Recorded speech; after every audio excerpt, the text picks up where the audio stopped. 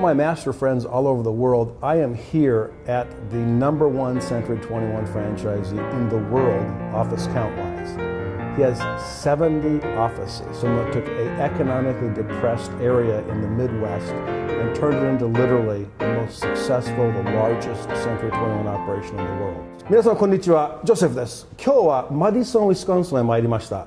マディソン、ウィスコンソンっていうと、ミルワキに近い。ミルワキっていうとシカゴですね。シカゴ、アメリカの真ん中で一番、大きい加盟店。いいですか？ 7 店舗じゃない。17店舗じゃない。彼は70店舗持ってる、社長ですね。ビル・ケスラーさん。Century 21 Affiliated。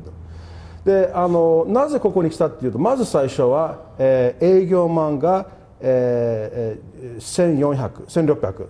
で、取引の件数が1万2000ですね。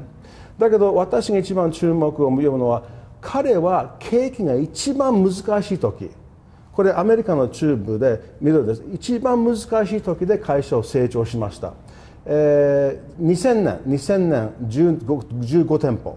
15店舗から30店舗、30店舗から60、60から70まで来てました。で、私が一番興味持つのが、なぜ、どうやって、そんなに景気が悪い時、彼の会社がこういうふうに全世界ナンバーワンになったっていう話を今日聞いて、マディソン、ウィスコンソンへ参りました。Bill, thanks for doing this. I sure appreciate it.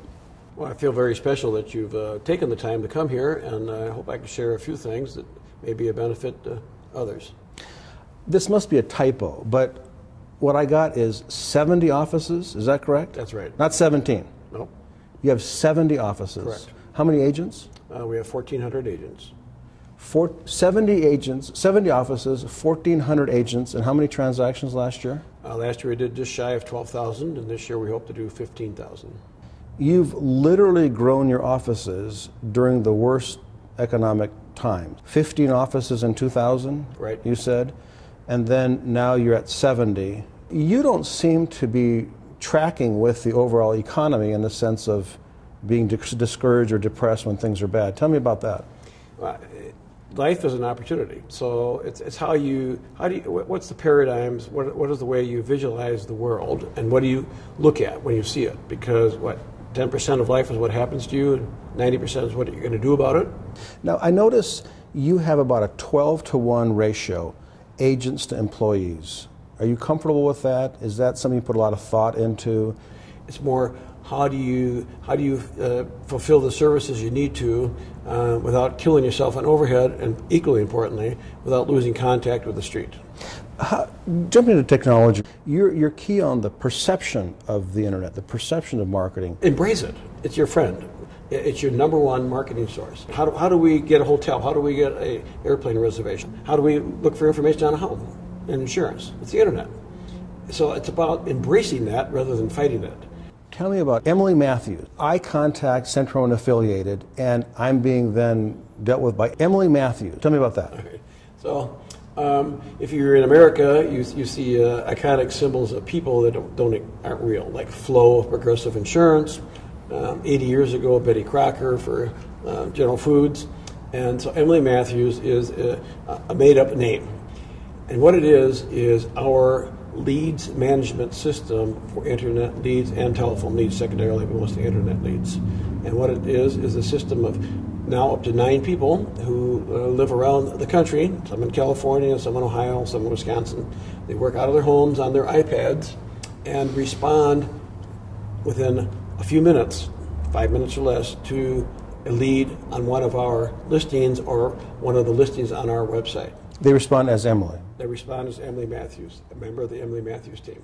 I wanted someone who would be responsive, non-threatening, and I could feel comfortable working with. Now, you pay your agents based on a commission structure, not a salary. Why don't you pay based on a fixed salary? Currently, we actually have 3 agents that are on salary out of our 1,400. 3 out of 1,400. That's right. I have had miserable failures with the salaried agent model in the United States.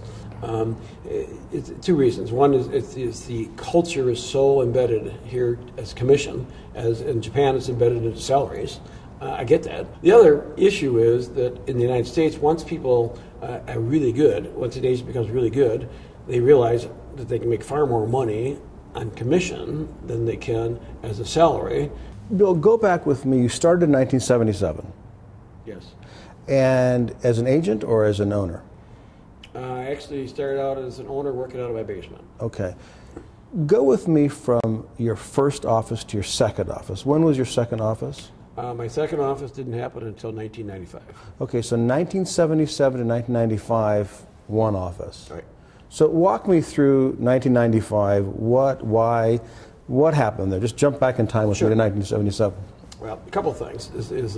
I had the benefit of working for a large corporation for 10 years, so I understood systems, and I understood the benefit of having checks and balances, and the blessing of not just having sales background, but having some sort of structure background. And my degree is in Russian history, so I had the benefit there. Your degree is in Russian history? Yes. Very practical for real estate. Oh yeah, product of the Cold War, right? But history gives you the great sense of what happened and that it reoccurs, and this whole wave concept that we've talked about before is going to happen. And that allows you, if you think about it, if it happened before, the probability is going to happen again. History does repeat itself. And that's how the growth thing started. What advice would you give to someone watching this, whether it's an agent or a franchise? Well, give me two bits of advice. One is an agent, one is a franchisee. You're sitting at the most successful centered home organization on the planet. Someone just got their license, and then on the other hand, maybe someone who's been a franchise owner for 10 years, kind of stuck in that middle area then. Give me two bits of advice for those two individuals. A brand new licensee, well, Franklin and someone... Delano Roosevelt, one of our great presidents of the 30s, I think said it well in a fireside chat. He said, the only thing we have to fear is fear itself. And our fears, our concerns, our stress, our whatever, are so internal. And no matter what system you have, it's up to us to have the do-it-yourself kit of thinking the positive rather than negative, the glass half full rather than half empty. And an important part of that, to me at least, is next, the word next. Once you achieve failure, which you have many times, if you dwell on it, if you dwell on the sale you lost, the listing you should have had, the deal that fell apart, the agent that left you, the agent that came to you, the merger you didn't do, the merger you did do that you shouldn't have done, the lease you signed you shouldn't have signed. If you deal and focus on all that negative energy, you're going to get a negative result. So it's really about next. If, on the other hand, you live in your glory years and you say, all right, well, I've done a lot here. We have the #1 office, now we're #1 in the world, and units, great. The challenge of next, what's next on the agenda? What's the next place to travel to? What's the next person you can help in life? What's the next thing you can do in real estate? Next.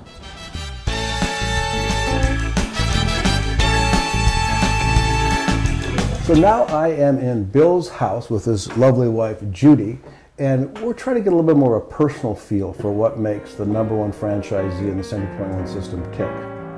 Bill and Judy, what I want to know is, what is it in your personal background? I mean, you've achieved greatness as the top franchisee in the world. What do you think it is in your training and your growing up that you've been able to lean on to get to where you are today? Well, Judy and I like to welcome you to our home, and we're very honored that you're here. So thank you for making the effort to come here. You're business partners and marriage partners. Then what do you see as the dynamic to both his past and making this work? Well, we're both motivated, high-achieving, goal-oriented people, and we've always planned. So, and one key thing, I told this story earlier, years ago, we bought a condo in Mexico. Every year we go there for a week, and now we go there more, of course, that we're older, but we would always plan our year for the next year when we were down there. Back when there was no Wi-Fi, no telephone, we would sit down there and we would say, what are the things that we need to accomplish? Business-wise, personal-wise, financially.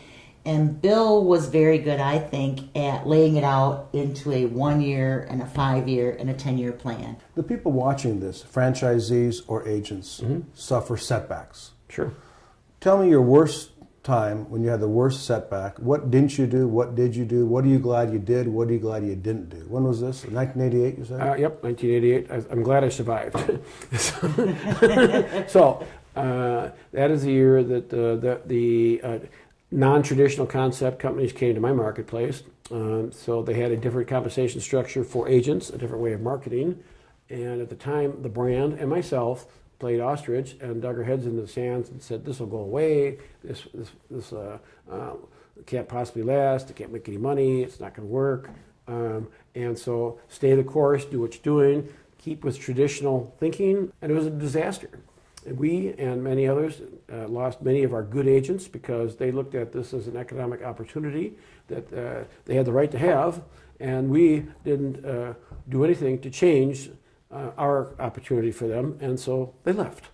What didn't you do and what did you do faced with this major setback of another company coming into town with higher splits and just taking on it? Eventually. That's when you merged. Right. So I questioned Century 21, I questioned myself, I questioned the real estate industry, I questioned the 10 years at that point that I'd spent in the industry, whether it had been worthwhile or a waste of time. I came back and I finally, somehow, something hit me on the head and said, really, it's just, I'm not being empathetic. I'm not looking at it from the point of view of the agent. And then what I did was look for a way to regain and to grow from that. And instead of retreating, I went out and sought partners, especially partners that could bring product to us. So I ended up merging with the largest builder in our area. I want a one-word closing word advice for how to keep a partnership. Openness, and immediacy. For me, it was, I knew that the commitment and know that the commitment is so deep that nothing will harm it. And that gives you a freedom to do things, talk about things, work through things.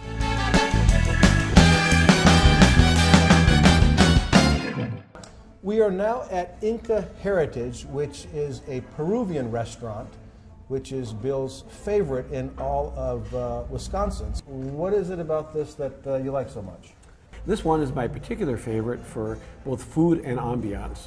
The food because South American food I love because it's simple, it is tasty, it's filling without heavy carbs, and they prepare it here in a way that is unique, original. And at least equally importantly, probably more importantly, is the ambiance. The ambiance here starts with the owner, who's just a good, down-to-earth soul, and you feel like you're transported away from Madison and Wisconsin for your 45 minutes, hour and a half. Bill, let me ask you, while we're here in your favorite restaurant, the key to your success has been being able to accumulate offices. Tell me about that strategy. So we have been able to figure out how to do partnerships with those who still want to do a partnership so that they still have not only a sense of ownership, but actual ownership and can stay involved. So of your 70 offices, you outright own? We outright own 25. 25. And the rest you've achieved different levels of partnership. That's right. With them. That's right. And they're all different as far as who runs what percent? Everything's different night and day. All the back office things happen in Madison, Wisconsin, and it's done with using current technology. We're paperless as much as possible, and through accountability with weekly webinars and meetings of both staff and management. But the front offices of the companies are unique because every real estate market is different. Well, Bill, on behalf of President Inokuma, the directors, 860 offices and 4,000 agents, I want to thank you for your time that you took with me on behalf of Central and Japan to gain your knowledge and gain your wisdom. They have a great environment and they're with a great brand, and any little bit I can do to encourage that, when they do it. Thank you. Thanks for watching.